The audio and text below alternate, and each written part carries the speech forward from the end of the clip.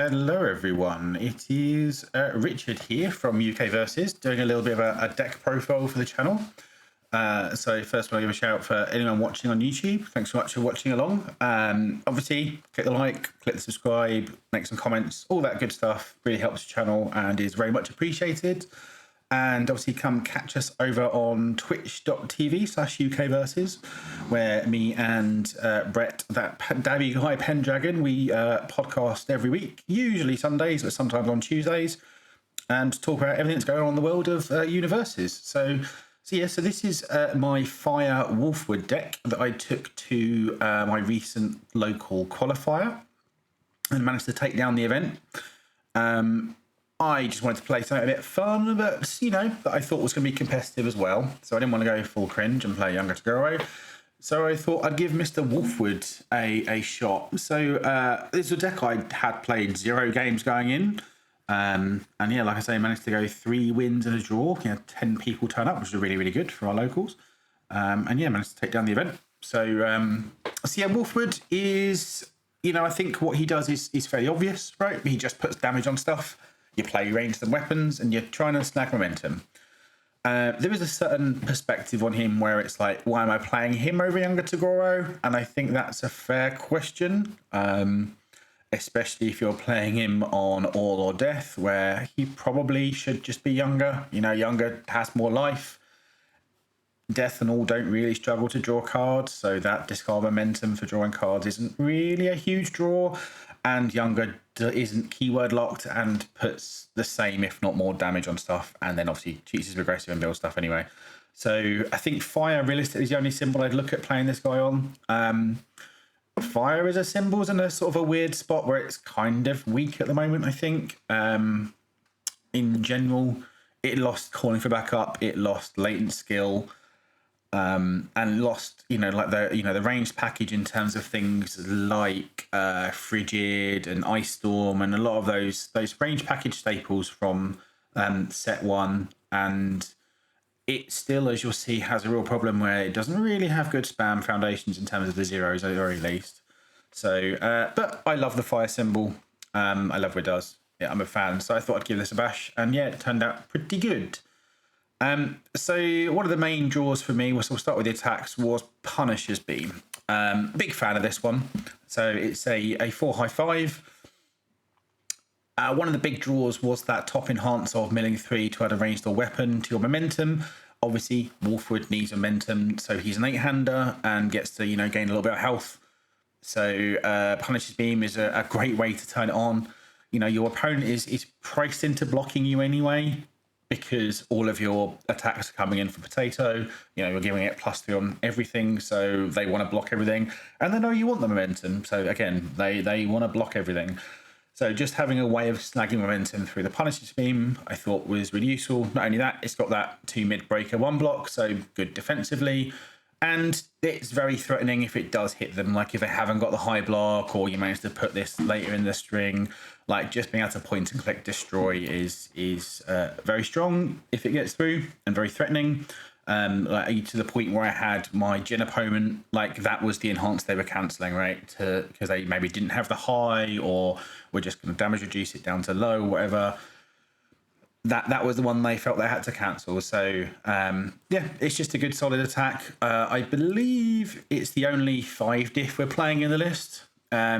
So yeah, the one, you're happy poking with it, you're happy sort of opening with it, because they're priced into blocking this to let the rest of your stuff then go through. We then got the obvious one, Twisting Azure. I know a lot of people call for this card to be banned. I don't think it necessarily should be, but I would be amazed if this card isn't on UKversus, so UVS Games' watch list, right? Everyone knows what this card does. And importantly, Wolfwood turns it on face. I did have one game against my Cementos opponent where I opened with 3 of these in a row to start my turn. I won that game shockingly. It's not fair. It's not really a fair card. It's effectively a 5 speed. It's coming in for 7 damage, and obviously, we're Fire. Fire has probably the best selection of actions It's probably one of the only few things it has going for it. So not all of them work necessarily with Twisting Azure, but, you know, all of them can be played with it. Again, it just comes in for loads of damage. You're happy just flinging it at the beginning of the string. It's like, sure, you can waste your resources blocking this because it's low damage, and then the rest of my stuff's getting through. And if this effectively isn't counter or progressive. So everyone knows what Twisting Azure does. It's really good. The next the only other 4 we're playing is Hell Spider. Again, another really high damage threatening attack. You know, we're not doing huge amounts of speed. Everything's just coming in for loads of damage, but this at least gives us some speed and boosts up the rest of our attacks, because we want to be stringing this. You know, when we're an 8-hander, we want to be stringing. So this just says everything's that little bit harder to block, and, you know, this is coming in for 9, so yeah, better block this one. It's just very, very good. You know, we've got some amount of sort of self-mill synergy, not too much, but a little bit. So, you know, we don't care about that anywhere near as much as, say, like an Endeavour. But again, just a very, very good attack. It's got the high block on it. We then got Tray Size. This Tray Size is pretty cracked. My poor Cementos opponent, in the second game against him, I opened Twisting Azure into Tray Size Echo, Tray Size Echo. Again, I won that game, shockingly. Tray Size is an amazing attack. Like, it's low, so your opponent can't just hold, you know, your highs and mids. They've got to hold all the block zones. It pays for itself on Echo. The only caveat with Tray Size is you need to be able to put damage on it to make it relevant, and Wolfwood absolutely does that. So, you know, this being 2 4 low for 6 on 1 card is amazing. I don't think I want the 4th. I could be talked into playing the 4th, but I think 3 was correct on this one. We're then playing 3 Provisional Pursuits, largely due to the low block on it. And, you know, it's another way of drawing some cards, even, you know, especially when we don't have momentum. We're not always going to have it. So, again, it's a good way of getting some cards sort of mid-string. And largely, actually, that Steel One Royal Foundation came in a lot more clutch than maybe I was even giving it credit for. You know, just being able to turn off their best foundation, like a Learning the Standards or a Spooky or some sort of damage reduction or anything they've got on board, just being able to turn that off and say, no. Really strong. Again, high damage. It's a high, you know, you're taxed them very high on the high block slot during your turn. But then again, you've also got threatening mids in Twisting Azures. You've then got threatening lows in Tray Size. So, you know, you're pressuring every single zone, and they're all coming in for really high damage. Only a 3. It is a combo. You never really want to open them with this, but it is giving you that low block slot that we need, and does enough to justify its slot, really. Again, we're playing a fully ranged package, so yeah, it was pretty good. We're then playing another couple of attacks at 2-ofs. These are sort of like flex slots for me. That could be argued either way on and could be tweaked numbers wise. So Freezer Burn was solid. Again, it's that low block slot. You know, I like to have a good zone coverage on my attacks. That's to be the cards you hold right between turns for blocks. So I could see this being a 3 and Provisional Pursuit being a 2. You know, you always, you know, the readying of it, they're always readying a face down, so you're not really getting value out of it, but it just helps you string. You want to be stringing. It's a low. They often don't hold lows, or they spend all their lows blocking your Tray Size. The Destroy can be really useful. It's just to say, actually, no, it doesn't happen. Again, it's situational, but when it does come up, it's very, very powerful. Again, it's just, you know, probably one of the best options at the moment in terms of low block within the ranged package on Fire. So again, we're solid. Ignited Arrow is the last 2 attacks, partially again just to our block zones. If you look, you know, just adding another couple of high blocks.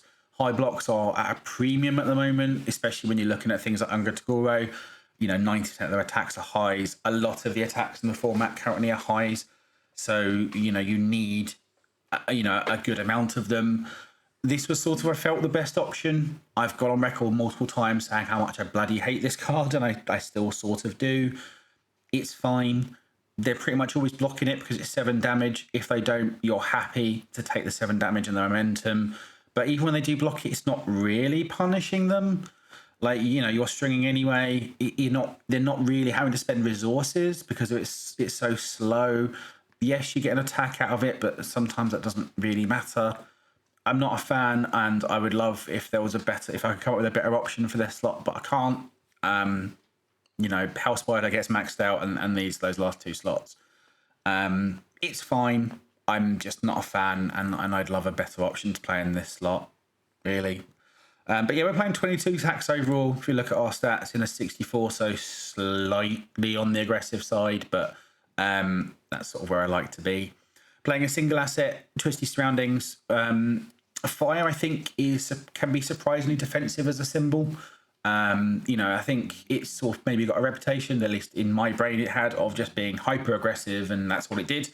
But actually, Fire has a lot of actually really solid defense as we go through sort of, you know, obviously this, and then the actions and the foundations. There's a lot of decent defense in this.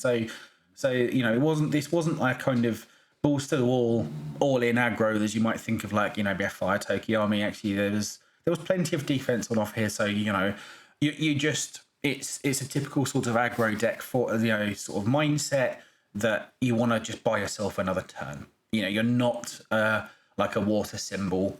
I can hold you off for 3 or 4 turns, sculpt while I'm doing it, and then eventually overextend and I'll kill you. This is more of I'll buy myself a turn, maybe 2, and then I'll kill you. Twisty's really good for helping that. You know, it's a really, really solid one for just saying, actually, either you're committing a lot more resources than you want to, or, you know, you're losing an attack. I could see playing a second. I almost want to play a second, but we're playing quite a lot of actions. So, you know, the non-foundation slots are sort of at a premium, and I like all my actions. So that's why I'm a 1. Maybe a second should have been in the sideboard. Maybe a second should have been a main board. Don't know. I think 1 is a bare minimum. I could see certainly playing a second. Actions-wise, so we're playing 2 cremations. Again, we don't do speed. It's a good way of getting a bunch of speed from an action, especially good in conjunction with Twisting Azure, right?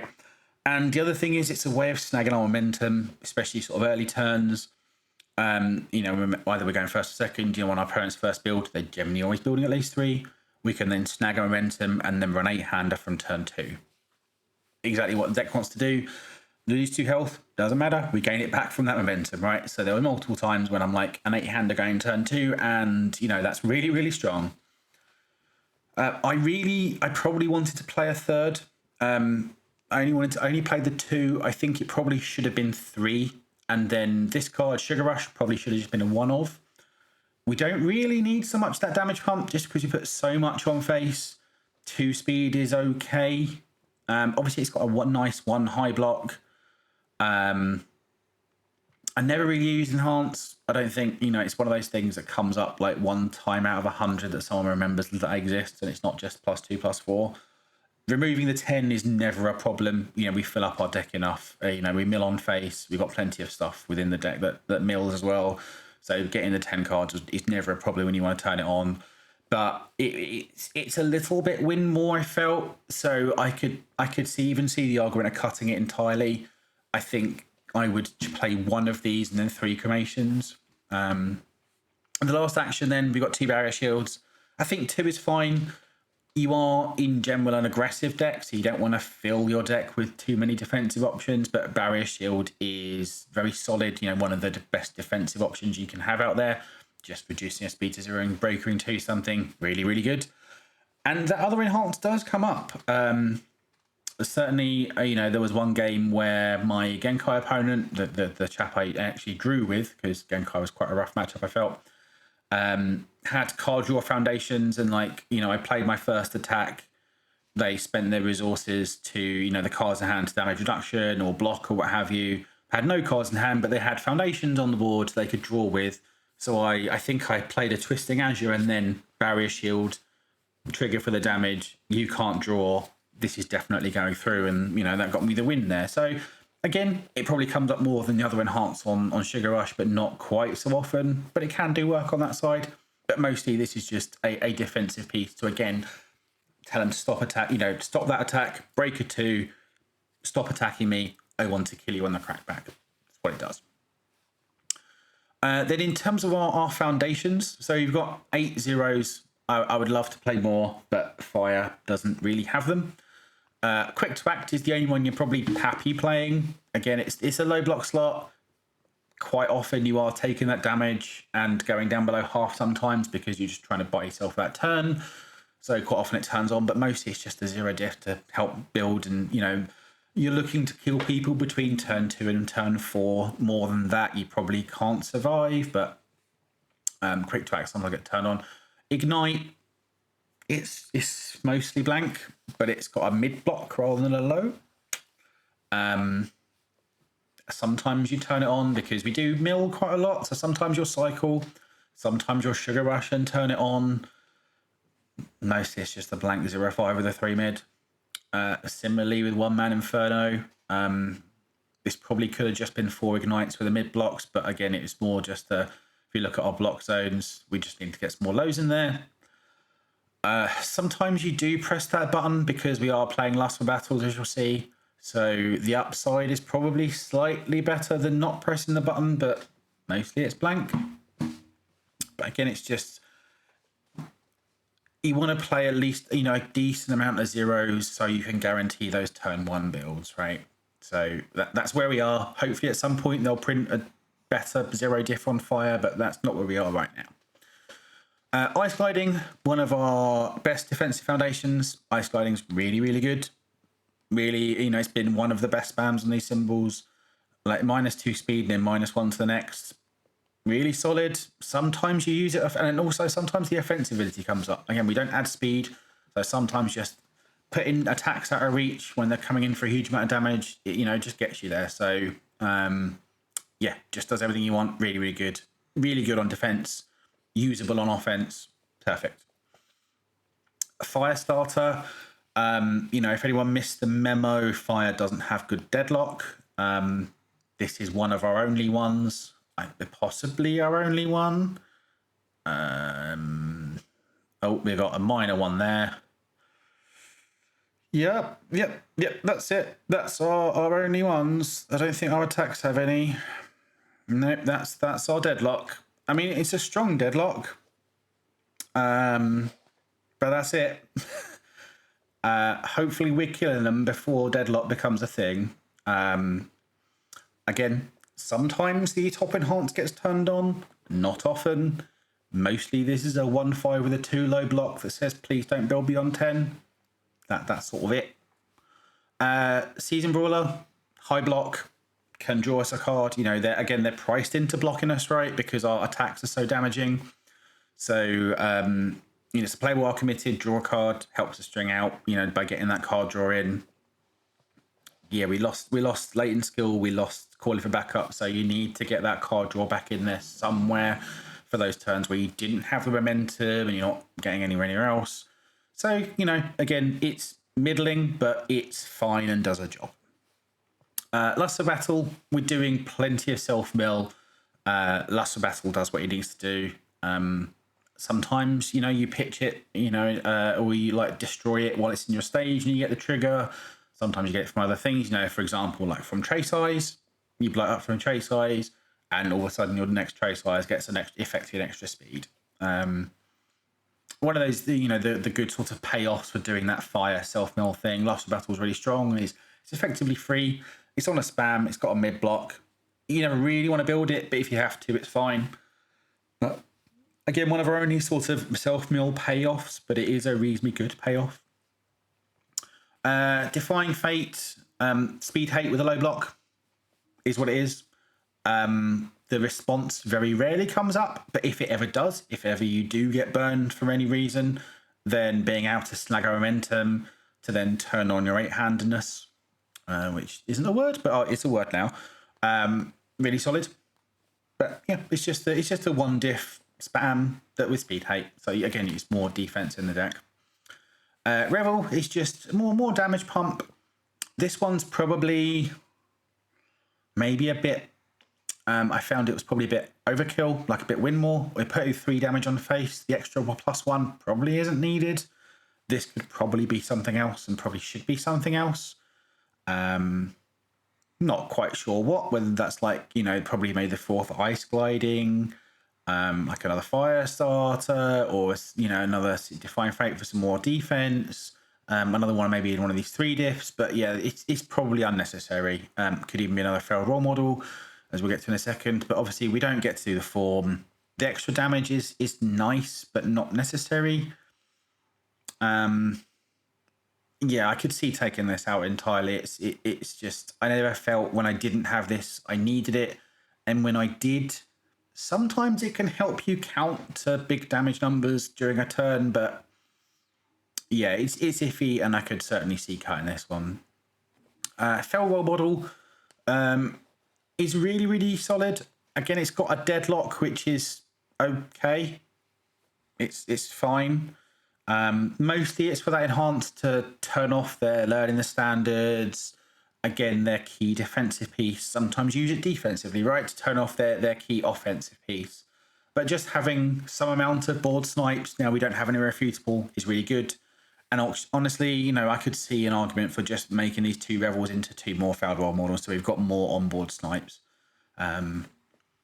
Yeah, just being able to turn off their best piece during those key turns, whether that's offensive or defensive, really, really strong, really, really solid, really, really useful. Defrosting is just a card I really enjoy, but possibly isn't needed. Again, I never really saw it in play when I played the deck, never really got it into play, so never really saw how it felt. But a card I've liked in general, because you can add some speed offensively, right? At a cost of 1 damage, which isn't too bad given you're adding 3 on face. Or, you can damage reduce on something you're not going to block, or you can make things slightly easier to block or defensively. This sort of does enough, but we're not really sort of leaning fully into the self-mill plan, like say like a Fire Toki army is, where he wants to fill up his yard to get those summon Dark Shadows. So yeah, this could certainly be cut for something else, but also it might work and do enough of a job. But I just never saw it in play with Wolfwood to really tell. But it's a card I've liked previously. Desperate Struggle, just to reset. Again, defrosting could just be a second Desperate Struggle, to be honest. So we've got some amount of resets in the deck. Sometimes attacks get big, and it being at response speed can be really useful. Whether that's against like flash attacks or like a buoy get big thing.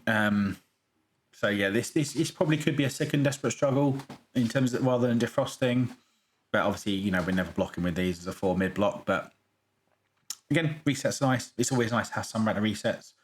And speaking of resets, new number 1, I think is obviously probably the best one we have in the deck.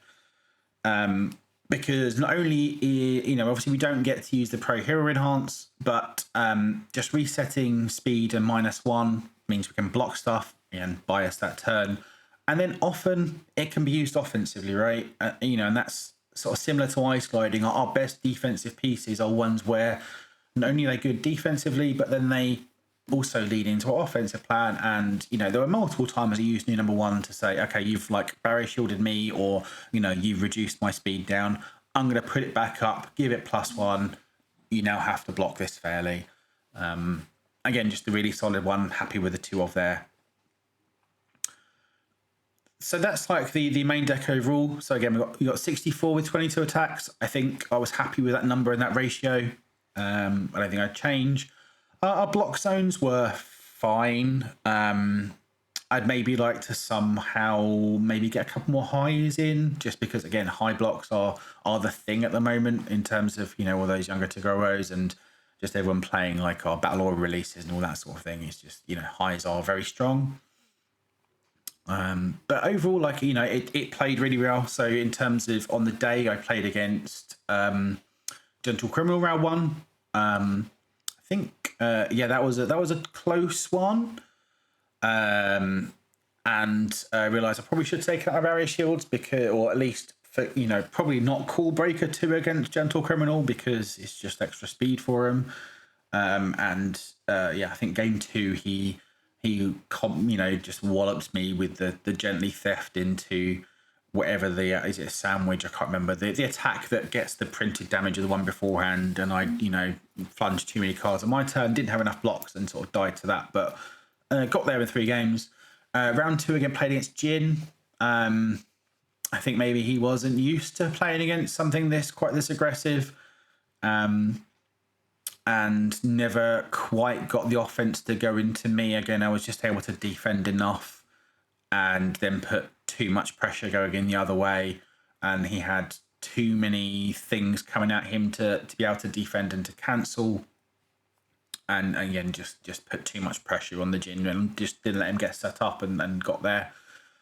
Then round 3, it was against Cementos. I felt like it was just a really good matchup. Like against a 5-hander, they don't get the time realistically to set up their defenses to really stop you doing your I'm going to fling 4 or 5 attacks all coming in for 8 damage, and however much life total you got, it's not enough to cope with that.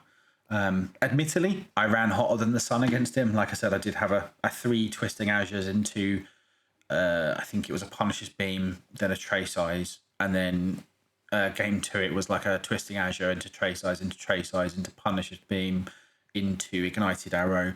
So yeah, like I said, I ran a little hotter than the sun in terms of getting those sort of all orange hands, but I felt quite happy about my matchup going into that. Last round was against Genkai. I didn't feel overly confident going into that one. I felt it was probably going to be a bad matchup. Genkai gets to play a lot of like nice defensive pieces, like Genkai's Guidance. Twisting Azure is not blank, but almost blank, because you're never getting that enhance off because Genkai always gets the damage reduce it. Genkai's offense can be surprisingly strong. And yeah, just gets to play really good defense against it, and gets to damage reduce stuff it can't block, and block happily the stuff it needs to, and just turn off the things that need to get turned off. So I think it was a struggle. And like I say, we went 1-1, and then game 3, I think I just built 2 going first. So that was all. I was always on the back foot, and then sort of managed to somehow hold on, and we eventually went to time. And yeah, I think had it been we had a couple more turns, Genkai probably would have got it, but yeah, just that's the opening 10-1 build was not ideal. In terms of sideboard, we'll go over that briefly. It was sort of very briefly flung together, some of which I was happy with, some of which I'd probably change. So we've got an extra barrier shield for when I need it, mostly sort of going second. I'm taking out things like the Sugar Rushes, because we're maybe just a little bit quite more on the back foot. We don't want this sort of a card, we want more on the defensive. So I was happy having the third one there. Protecting Yukina was mostly just because I was pretty sure Cementos was going to be there and some amount of like throw decks. So again, it's just a bit of we can get that momentum. So give us a sort of throw protection. And not only that, lets us, it's a card that lets us slag our momentum. So again, it's good on both the response and enhance on our deck. Stopping for Breakfast was actually really, really solid, and was actually probably one of my favourite ones to have in that sideboard.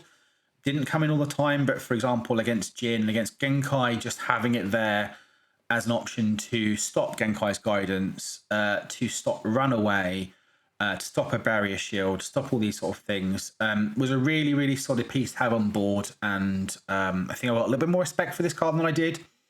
I think there's so many actions at the moment that are really strong, that I think it's worth maybe considering this as a main deck slot.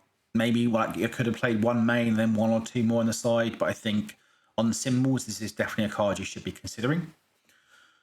One of League Handler probably shouldn't have been there. Maybe, I don't know. I don't think I ever bought it in. I never really played against the sort of string hard deck, which is sort of the theory behind this one.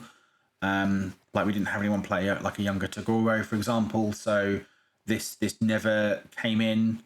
So I could see sort of taking it out. It might be fine. I just never got into the situation for it. Heroes Upbringing was a card I sort of thought I'd try in the sideboard. I brought it in a couple of times, specifically like against Jin. I play 2 attacks, Jin sort of minuses, and then I seal their character. or, you know, these sort of things. Never saw it, never really got to feel how it worked in terms of whether it, you know, whether it was actually worth those slots or not. Again, might not be good enough, but something I think there's enough where turning off their character is good enough. So against maybe a younger Toguro, you know, they play their second attack and now all of a sudden they don't get to pump the damage anymore. It feels like it should be solid. I think there's enough characters and decks going around where they want their character. Being able to turn it off both offensively and defensively, I think is going to be solid. So I think it's probably a reasonable thing to have in the sideboard. And then Power of Love was just, again, I thought we might see more sort of death decks than we actually did locally.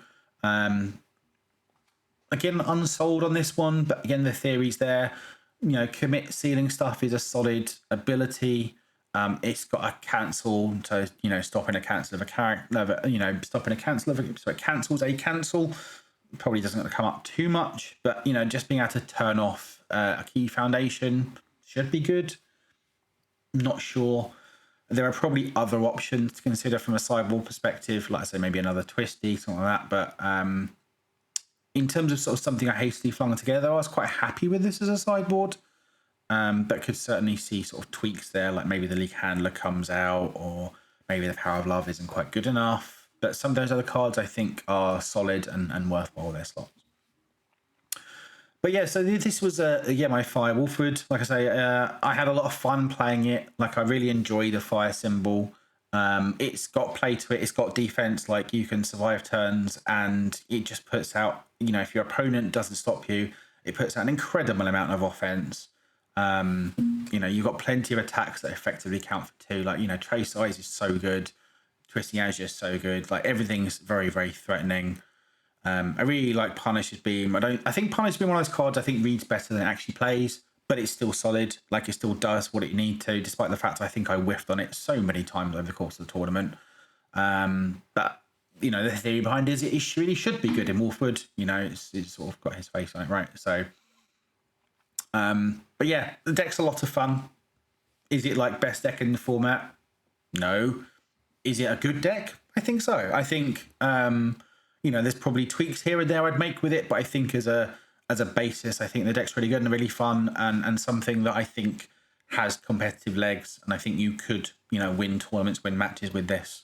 Probably just with a few tweaks here and there, you know, to your personal preferences. But I think he is one of those few characters that does get to play the fire symbol with a straight face. And yeah, I think it's good. And hopefully you maybe want to try this out and have fun with it. And if you do, sort of let me know how you get on, whether there's any changes you make and want to try and have worked for you, or any changes you'd make to this, or any suggestions. I'm all ears, because yeah, I had a lot of fun, and I might want to play him again. So yeah, let me know. Yeah, so we'll catch you all later next time on the next version of UKversus, hopefully. Come join us on Twitch. Or check out the rest of our videos on the channel. But thanks very much for watching, and I'll speak to you later.